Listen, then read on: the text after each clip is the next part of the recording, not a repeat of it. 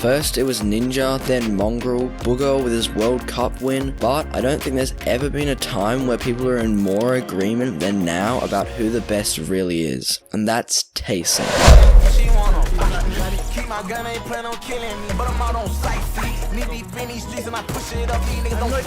Tayson's been at the top for the past few seasons, but now that he has the most FNCS wins after winning solo All-Stars, I thought it would be right to make a video on him and see how he's able to just win everything, and hopefully you guys can learn something along the way. The first aspect of Tayson's gameplay is one of, if not the most important factors of getting to the very top just like Tayson, so you want to hear this one. It's his versatility. Tayson is able to perform at the top in any situation, trios, solos, custom lobbies, W key formats, or smashing the like button on this very video. Tayson is the best. Previously, this was one of the lacking aspects of his gameplay that was holding him back from being at the very top. Before he was the GOAT, he could only perform well in solos. Back in early chapter 2, he would consistently place top 30 in solo cash cups, but could only ever manage to get a top 200 in a trio cash cup. However, Tayson knew this was letting him down, so after his FNCS solo win, he set out to grind some trios. Putting this much effort into improving his versatility led him straight from a single FNCS win to getting another in trios with Mongrel and Mitro, and now he's considered one of, if not the best team players, as well as the solos beast he always was. So if you want to be as good as Tayson, make sure to spread out your practice to all game modes and situations. If you want to get to the top and stay there, you need to get good in all situations. The more game modes and formats you can perform in, the more opportunities you have to make a name for yourself, and that is exactly what Tayson has done. You should be playing solo and team mode arena and scrims, and VOD reviewing both and putting a lot of time into your weaknesses, because when you're at the top, there's no way you can hide those weaknesses, you just have to be good at everything. The next thing that makes Tayson the best is his material efficiency and ability to find refreshes, which I'm going to call his endgame longevity. It's this very longevity that enables him to earn a ton of points in all of his tournament games and then go on to win that tournament. So it's important. As I said before, endgame longevity is made up of two parts: material efficiency, or how little materials you can use to survive in endgame, and his ability to find refreshes. We'll go over them individually and then take a look at how Tayson makes them work together to really excel in endgames. First up, material efficiency. Material efficiency is something that Tayson has mastered through his extensive grinding of solos. He is always using the minimum amount of mats as possible and knows exactly when and how he should use every type of material. He also knows when to stop prioritizing material efficiency and to use those mats, which is something I'll get to later. If you watch any of his gameplay for more than a minute, you'll immediately see this. In his endgames, he's always stair-tapping to save mats, running behind old builds, or even using his genius brain to find a rotation path that doesn't require any building at all. Then comes his ability to find refreshes. Tayson is always aware of his mats and positioning in the zone, and so he always knows when he needs a refresh and exactly where he needs to go to get it. This is the next step in increasing endgame longevity, because now that he has great material efficiency so he can last longer without going for a refresh, which risks him dying, and then with his ability to find refreshes, it means those refreshes are easier and less risky to get, which really helps contribute to Tayson's consistently high placements in every match. So now that we've gone through the first two steps of endgame longevity that Tayson uses, let's get on to the third one I talked about earlier: how Tayson combines material efficiency and his ability to find refreshes to take his game to the next level. First of all, let's talk about how the two are related. So they both contribute to endgame longevity, but that's not all. There's also a direct link between the two, a sort of balance that must be maintained to take both to the next level. It's that to get a refresh, you have to use mats. Let me explain. It's pretty common sense that you should have some mats to actually get a refresh, and you should never just wait until you have absolutely zero mats to go for one. But what's not common sense is spending more mats indirectly to get a refresh. You can do this through using mats to tunnel to a better spot to find a better angle for a refresh, or just by making another box when you get into zone so that you have more space to play around and fight someone to get a refresh. Tayson Tayson uses this perfectly so that he's not just only using minimal mats in endgame, he's also making those mats more effective in getting more refreshes so he can never run out of mats in endgame. If you want to try to implement this into your games, there's really only one way to do it. Play scrims and VOD review a lot. It's quite simple really. Now it's time for this video's bonus tip. If you really want to be successful like Tayson in anything in life, this is how you do it. You need to put in the time and effort consistently and over time. You can't just expect to become a god at anything if you grind it for 8 hours for 3 days in a row once. You don't get fit by going to the gym once a month and doing no other exercise, and you won't improve in Fortnite like that either. Now, I understand that most of you guys can't just drop everything to play every day, but it's important that you understand this and try to find ways to make it work and plan out an efficient schedule that you guys can follow consistently to become the best, just like Tayson. Back into the topic of the video. Third is that Tayson never tunnel visions. If you're not familiar with this concept, tunnel visioning is simply the tendency to focus exclusively on a single or limited object or goal. For example, a player tunnel visioning on loot in endgame might run into Storm, forget that they have flops and end up dead, or someone who is so focused on taking height missing an opportunity to just rotate on low ground or miss out on some easy loot or a refresh. Tunnel vision is one of those things that can and often does separate an average player from a very good player. However, it's simple to fix. This is because tunnel vision is just a trap that we naturally fall into and not a real skill to be improved on. This means there are no complex tips required to stop tunnel visioning. It's really just a matter of figuring out how you're going to remind yourself not to tunnel vision and focus on other things. And Tayson does just that. Tayson never ever tunnel visions, and as such is always aware of every opportunity and never makes a mistake like missing a free rotate path or refresh. This means that you can easily take out players that are free refreshes and get a lot more points from those kills and better rotates that enable him to stay alive. There isn't much to say about tunnel visioning, but that doesn't make it any less important. It can be a real issue and hold you back, and Tayson knows this, and now so do you. Now that we've established what makes Tayson the best, it's time for me to really help you guys out with some actionable steps that you can take in order to improve your own gameplay to take it to the level of Tayson. First up, you're going to want to be grinding scrims, specifically solos. Tayson himself has said many times on stream that he got absolutely